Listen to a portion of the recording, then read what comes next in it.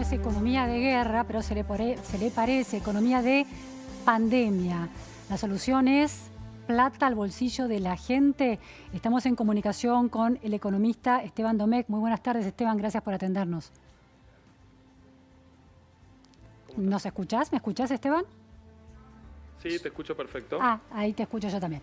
Esteban, bueno, aquí la pregunta es, hay preocupación porque en esta parate de la actividad muchas personas que viven de su trabajo y de lo que ganan día a día o semana a semana, no, en el trabajo informal, no están eventualmente pudiendo producir esos ingresos.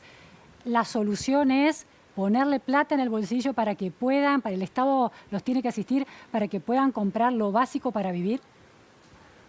Sí, en realidad estamos ante un cambio de paradigma, ¿no? Porque no es momento de poner plata en el bolsillo a la gente, sino momento de poner plata para sostener el sistema productivo. Pensemos que si nosotros ponemos más plata en el bolsillo de los jubilados o de la clase media, donde fuese, pero esa clase media o ese jubilado no puede salir de su casa y no puede ir y consumir más, esos recursos en definitiva van a quedar estancados en función de lo que es todas las medidas de aislamiento, ¿no? Nosotros estamos ante una crisis sanitaria, esa crisis sanitaria deriva en medidas de cuarentena, de aislamiento total, y ese aislamiento total es lo que genera en este caso, una ruptura macroeconómica, una economía que entra profundamente en recesión, y lo que tiene que procurar en este contexto la política económica es sostener todo el funcionamiento de ese sistema, sobre todo de ese sector productivo, ¿no? Ahora, Esteban, eso es pensando en, por ejemplo, las clases medias que pueden tener ahorros o recursos para comprar lo básico que se necesita, la alimentación, los productos de higiene en este contexto de cuarentena. Pero me imagino en sectores del conurbano que no tienen esos recursos para hacerse de esos bienes. En ese caso, ¿sí tiene sentido pensar en atender esa demanda y ponerle plata en el bolsillo? Sí, en ese sentido sí, pero digamos, es un segmento de la población que está ya siendo de por sí atendido por el gobierno desde hace años, desde hace meses. Hubo un montón de bonos, de aumentos y demás, y pensemos que toda ese gran porcentaje de la población, hoy su nivel de consumo se ve reducido a las necesidades básicas. Entonces, en ese sentido, claramente el gobierno tiene que apuntalar ese sector y asegurarse de que tengan los recursos suficientes para que no caiga su nivel de consumo de vuelta de necesidades básicas, esto es alimentos y todo lo que es consumo de salud, farmacias y demás. Claro.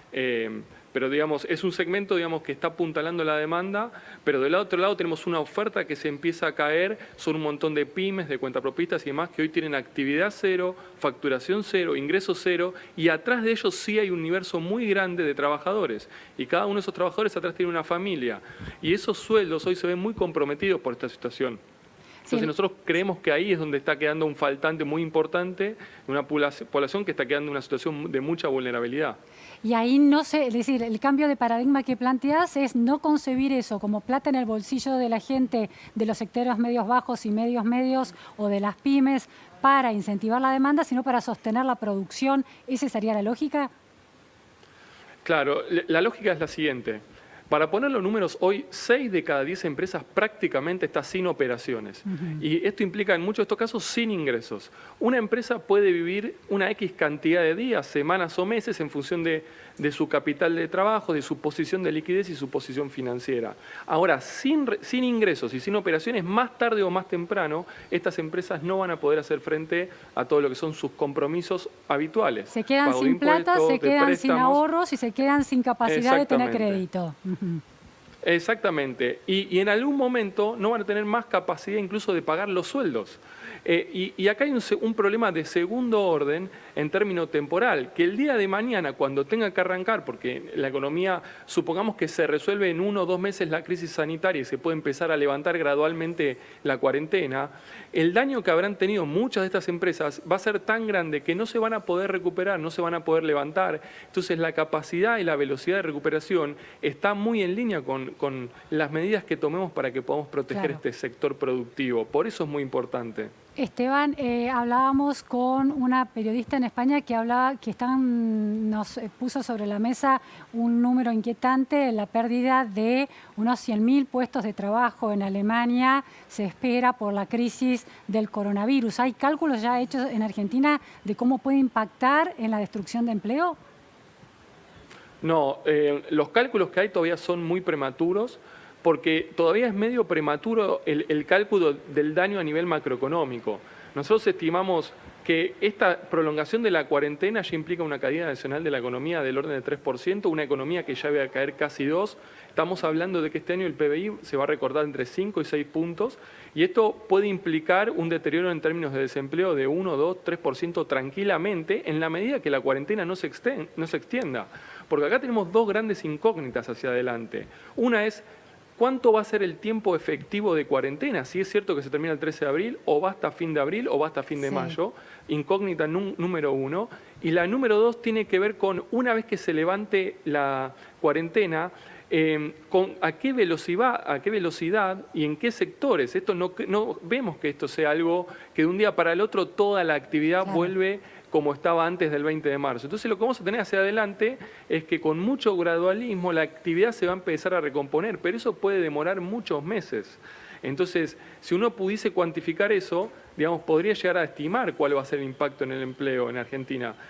Ahora, Esteban, cuando decís que se suman a los dos puntos de caída del PBI, otros 3 por este parate, eso es, para traducirlo en la vida cotidiana de las personas, son empleos que se están perdiendo. Exactamente. O salarios que no se están pudiendo pagar. Exactamente. Pero pensemos que hay dos alternativas. Una empresa puede o no pagar salario y la trata de mantener en una especie de estado vegetativo para que en 1 o 2 meses pueda abrir de vuelta las persianas y ponerse a trabajar. Y hay empresas que directamente van a quebrar tal vez o van a fundir. Pensemos, Argentina viene de 2 años de recesión, con inflación elevada, con muchos desequilibrios macroeconómicos, con el riesgo país en la zona de default. Entonces, Argentina entra a esta crisis del coronavirus muy mal parada, muy vulnerable, muy frágil. Entonces, claramente esto deteriora las posibilidades de transitar esta crisis sanitaria y la potencial salida hacia adelante después. Entonces, el daño que puede tener esta crisis sobre la economía y sobre los indicadores socioeconómicos, esto es desempleo, distribución y pobreza, es muy grande, tiene mucho potencial de daño. Por eso hay que ser muy prudentes, tenemos que actuar con mucha velocidad y las medidas tienen que estar abocadas a sostener el sistema productivo, sobre todo en el segmento PYME, que son más de 500.000 empresas. Ese segmento PYME de 500.000 empresas, ¿a cuánta gente emplea hoy en Argentina? Y hoy no tengo el número preciso, pero estás hablando de millones, muchos millones, yo diría más de 12, 13 millones probablemente de personas entre el segmento formal e informal. Pensemos en Argentina, trabajan 19 millones de personas y 3 trabajan en el sector público, te quedan 16. Ahí tenés unos casi 3 millones que son cuentapropistas, autónomos o monotributistas.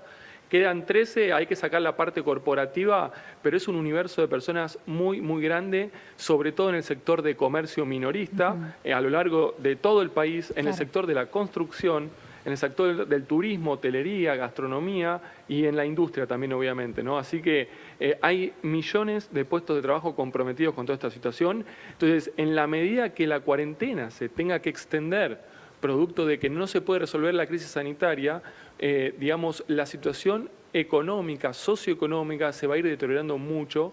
Por eso es clave apuntalar de vuelta a todo este sector.